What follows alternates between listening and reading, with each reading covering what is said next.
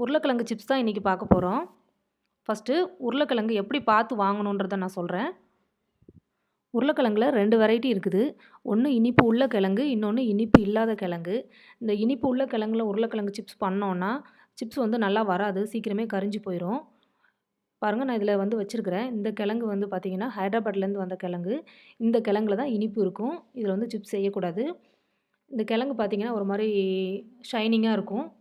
இந்த கிழங்கு வேண்டாம். இந்த கிழங்கு பார்த்திங்கன்னா இது வந்து ஒரு மாதிரி செம்மண் கலந்தா மாதிரி இருக்கும். இந்த கிழங்கு தான் சிப்ஸ் பண்ணுறதுக்கு சரியான கிழங்கு.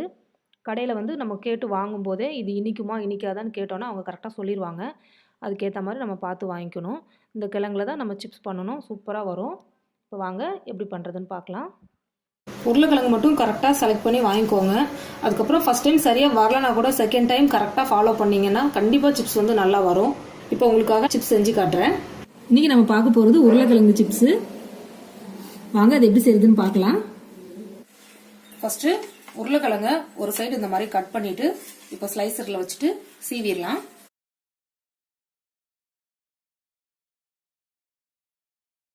அளவுக்கு நல்லா மெலிசா ஸ்லைஸ் பண்ணிக்கணும். இப்போ இதை வந்து ஒரு 2 தடவை நல்லா அலசிக்கலாம்.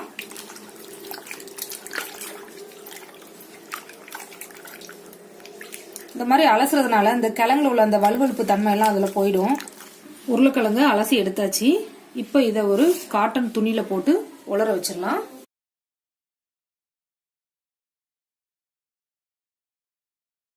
காட்டன் துணியில போட்டு ஃபேனுக்கு கீழே ஒரு 10 நிமிஷம் வச்சா போதும். தண்ணி எல்லாத்தையும் உறிஞ்சிரும். அதுக்கப்புறமா ஃப்ரை பண்ணி எடுக்கலாம். உருளைக்கிழங்கு நல்லா தண்ணி இல்லாத அளவுக்கு ட்ரை ஆயிருச்சு. இப்போ இங்க வந்து எண்ணெய் சூடாயிட்டு இருக்குது.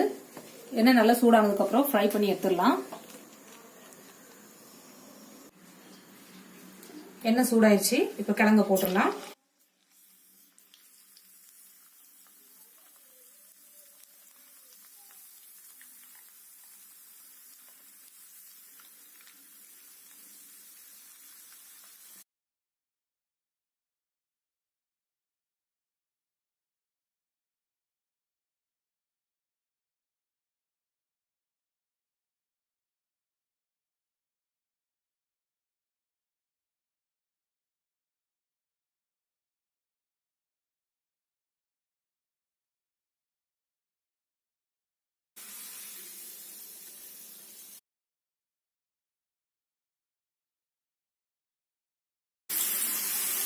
சிப்ஸ்ல வந்து கொஞ்சம் லைட்டா கலர் மாறுது பாருங்க. இப்போ வந்து நம்ம எடுத்துடலாம். அதுவும் இல்லாம அந்த சலசலப்பெல்லாம் அடங்கிடுச்சு.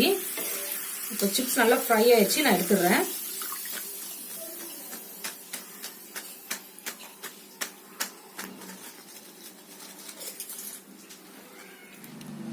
சிப்ஸுக்கு இப்போ மிளகாத்தூள்லாம் போட்டு மிக்ஸ் பண்ணிடலாம். ஒரு காரத்துக்கு ஏற்ற மாதிரி தனி மிளகாத்தூள் கொஞ்சம், உப்பு தேவையான அளவு, பெருங்காயத்தூள் ஒரு பிஞ்சு.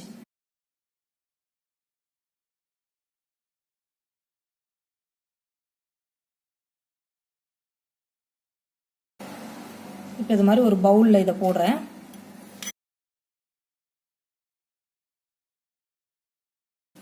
இப்போ இந்த சிப்ஸ் எடுத்து இதில் போட்டு நல்லா குலுக்கிடலாம்.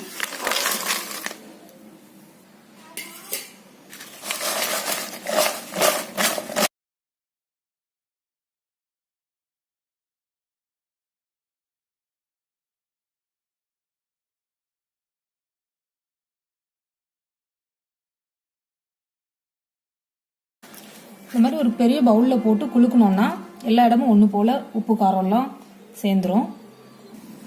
உருளைக்கிழங்கு சிப்ஸ் ரெடி ஆயிடுச்சு. ரொம்பவே கிறிஸ்பியாக நல்லா மொறுமொறுன்னு இருக்குது.